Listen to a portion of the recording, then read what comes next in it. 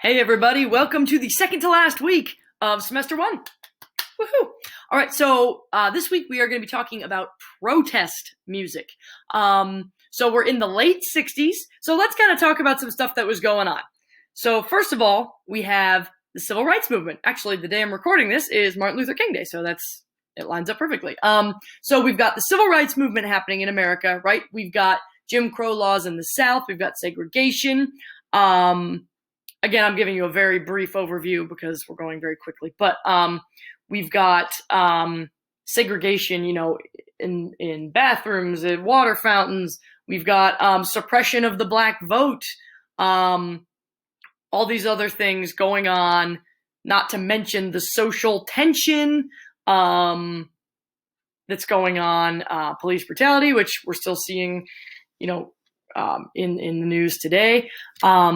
But on top of this civil rights movement, we also have a war going on in the country of Vietnam, which is over, I wish I had a map. I could, usually when we're in class, you have the map on the wall. But so Vietnam, Google it, over in Asia.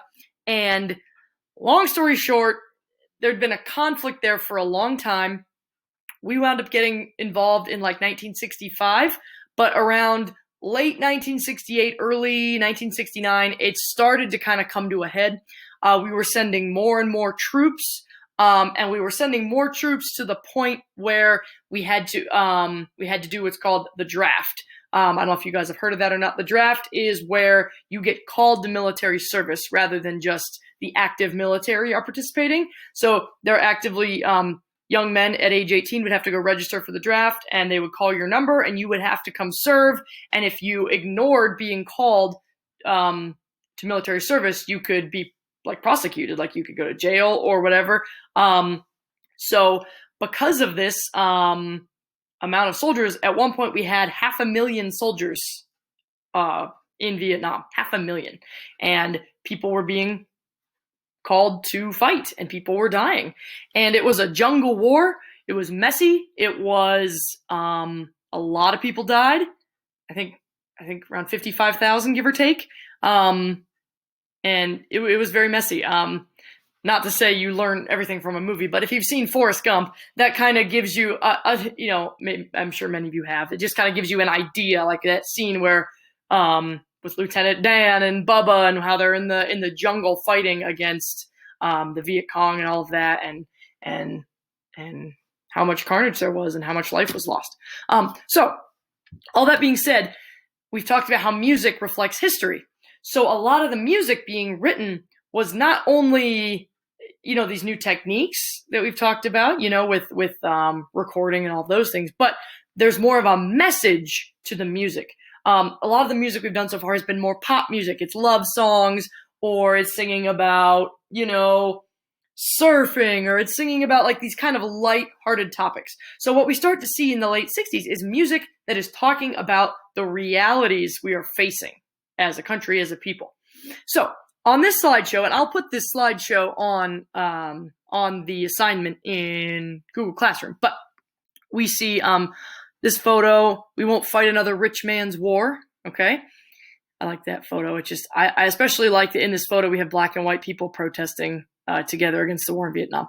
This is a very iconic photo down here. It's a protest. We've got guns with bayonets drawn, and people are putting flowers into the guns. Now, I don't show you that to say that there wasn't violence at some of these protests. There absolutely was, and we're going to talk about that. However, this moment in itself that was captured is not particularly violent. That is not to say there was not violent interactions.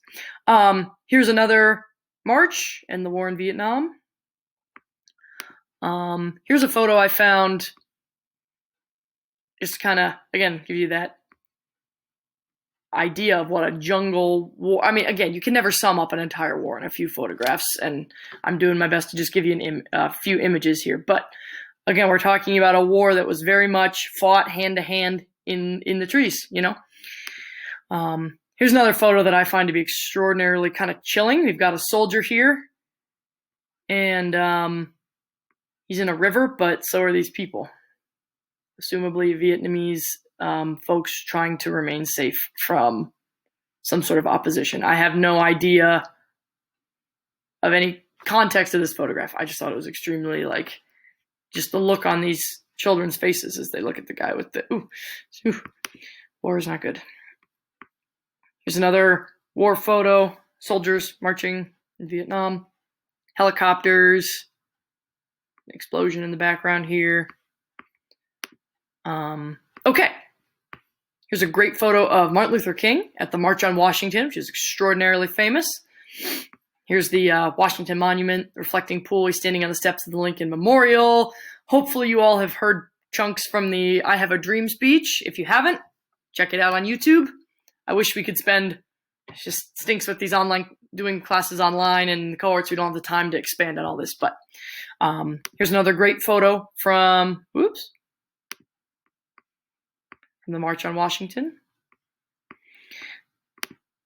Okay, here we see a segregated water fountain.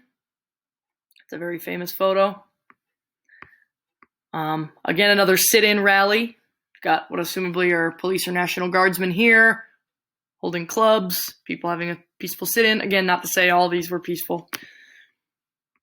Here is a crowd being pushed back by fire hoses, and I don't know if you know this or not, but that hurts. It is not a regular garden hose. That the water shoots with such force that it can literally tear your skin off. So, here's another famous photograph of a police dog